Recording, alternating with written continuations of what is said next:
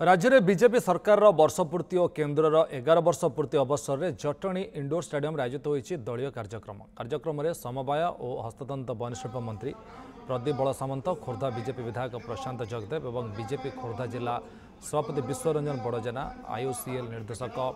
सुदीप्त राय सहित जिला और राज्य बहु आगधाड़ी नेता उपस्थित थे। राज्य में मोहन सरकार को उपलब्धि और राज्यवासी को देता प्रतिश्रुति वर्षक भितर केते पालन होती तार समीक्षा होता। पूर्व सरकार गत 24 वर्ष में चाषी जहाँ करना बीजेपी प्रथम वर्ष सरकार कर देखा मंत्री।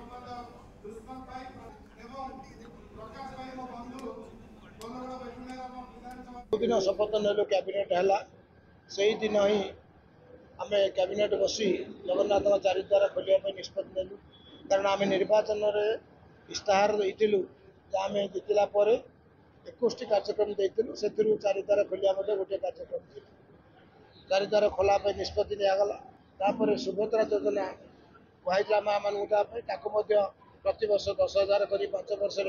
50,000 टाका करागला। गोटे वर्ष अनेक सफलता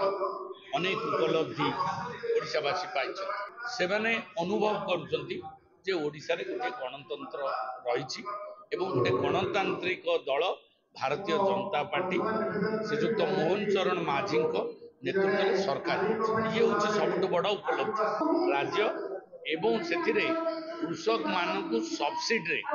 800 टंका 24 घंटा भितर दिगला।